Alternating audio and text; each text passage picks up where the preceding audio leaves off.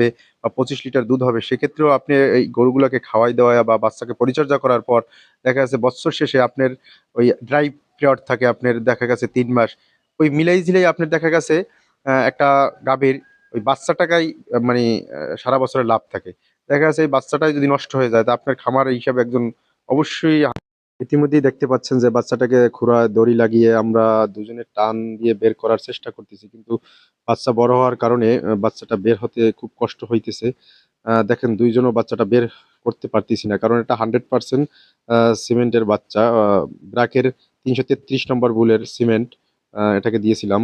বাচ্চাটা অনেক বড় হয়েছে। তাই তো একটু বের হতে একটু কষ্ট হইতেছে।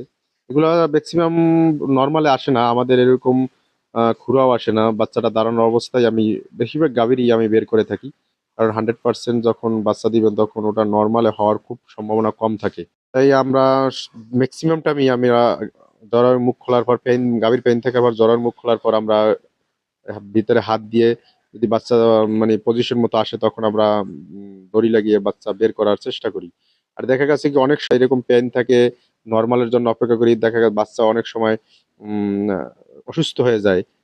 তখন সেক্ষেত্রে বাচ্চা অনেক সময় মারাও যেতে পারে। তাই আমরা বেশিরভাগই চেষ্টা করি যে বাচ্চা যখন পেইন থেকে গাভী জরায়ুর মুখ খুলে যায়, তখন বাচ্চাকে পেটে হাত দিয়ে, জরায়ুর ভিতরে হাত দিয়ে আমরা বের করার চেষ্টা করি। আমি প্রতিবারই শীত থাক আর গরম থাক আমি গোসল করিয়ে বাচ্চার এই যে লালাগুলো ধুয়ে দেই সুন্দরভাবে।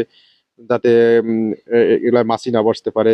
সুন্দরভাবে ডলে, ডলে আমি গোসল করাই দেই। এতে কোনো ঠান্ডাও লাগে না বা কোনো অসুস্থও হয় না। আরো বাচ্চাগুলো আমাদের সুস্থ সবল থাকে।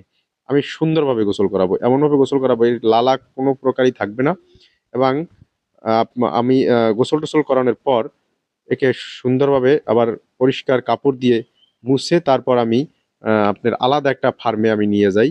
সেটা হলো কাঠের আ ঘর হইতে পারে। কারণ আমি ওটায় চালি সিস্টেমে রাখি এইজন্য যাতে বাচ্চাটার নাভিতে পোক-টোক না হয় এবং শুকনো স্থানে থাকে বাচ্চা, অনেক ভালো থাকবে।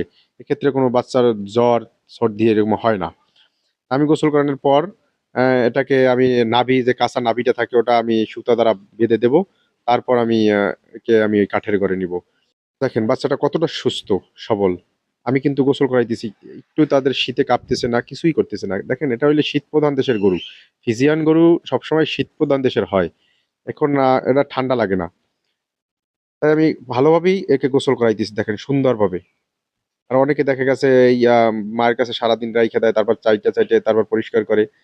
ওতে মাছি মশা বসে বেশিরভাগ।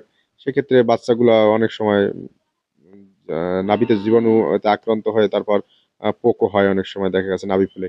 অ্যাম